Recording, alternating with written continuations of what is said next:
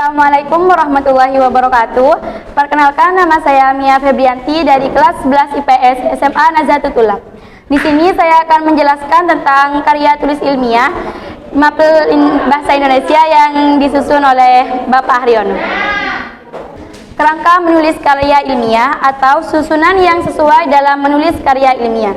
Karya tulis ilmiah merupakan tulisan atau laporan tertulis yang memaparkan hasil penelitian atau pengkajian suatu masalah oleh seseorang atau sebuah tim dengan memenuhi kaidah dan etika keilmuan yang dikukuhkan dan ditaati oleh masyarakat keilmuan.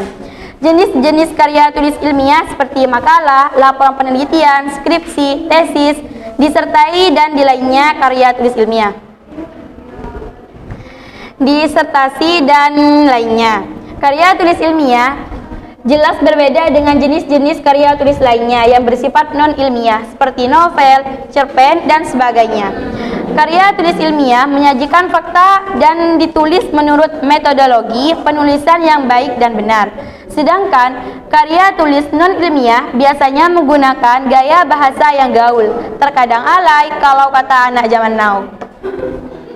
Berikut akan dipaparkan tentang kerangka karya tulis ilmiah. Kerangka penulisan karya tulis ilmiah pada umumnya berisi bagian pendahuluan, pembahasan, dan penutup. Yang pertama yaitu pendahuluan.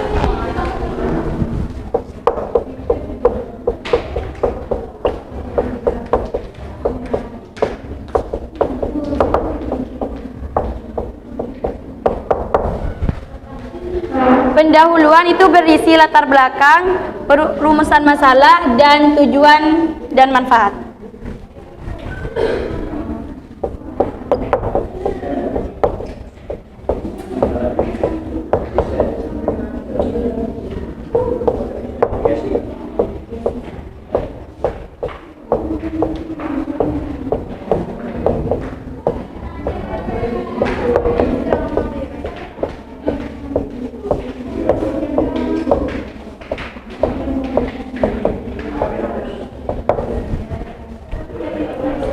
Yang pertama, latar belakang.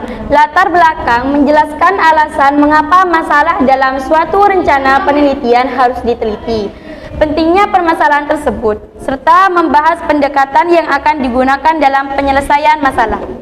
Yang B yaitu rumusan masalah.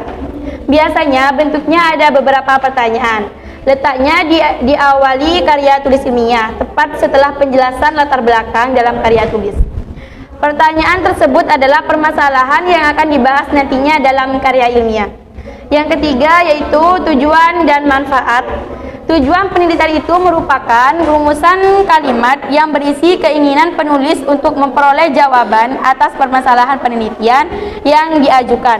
Misalnya tujuan penelitian adalah agar pembaca dapat mengerti dan memahami cara memilih calon presiden dan wakil presiden dengan benar saat pemilu. Contohnya semisal seperti itu ya.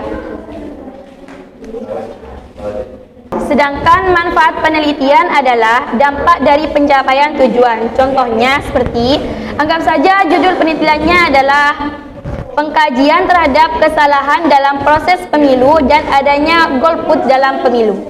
Dengan dicapainya tujuan penelitian seperti ini disebut di atas, maka manfaatnya adalah masyarakat dapat memilih dengan cara yang benar dalam pemilu dan mengurangi jumlah golput dalam pemilu. Contohnya sederhana ya. Selanjutnya yaitu metode penelitian.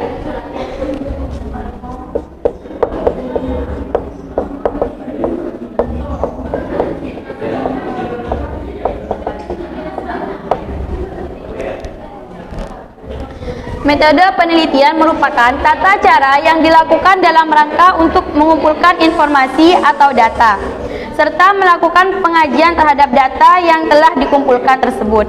Metode penelitian yang dapat digunakan seperti metode penelitian kualitatif, metode penelitian kuantitatif, tergantung bidang apa yang ditulis seperti penelitian hukum, maka digunakan penelitian normatif dan penelitian empiris. Selanjutnya yaitu bab 2, tinjauan pustaka. Memberi gambaran tentang metode dan teknik yang dipakai dalam penelitian yang mempunyai permasalahan serupa atau mirip dengan penelitian yang akan dilakukan. Mengungkapkan hasil dan metode penelitian dari pustaka lain yang mungkin belum diketahui yang meneliti hal serupa. Ininya di sini berisikan fakta-fakta yang ada dalam berbagai referensi atau pustaka yang berkaitan dengan judul penelitian. Selanjutnya yaitu bab 3, hasil dan pembahasan.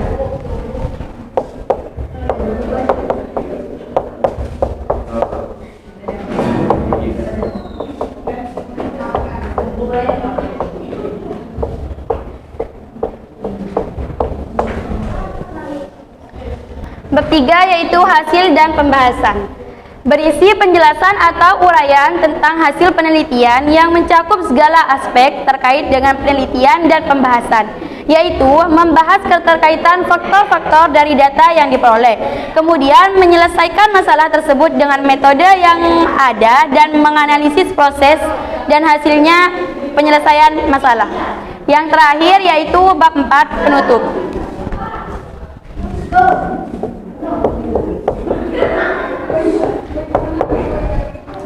Bab 4 yaitu berisikan penutup. Yang pertama ada simpulan dan saran.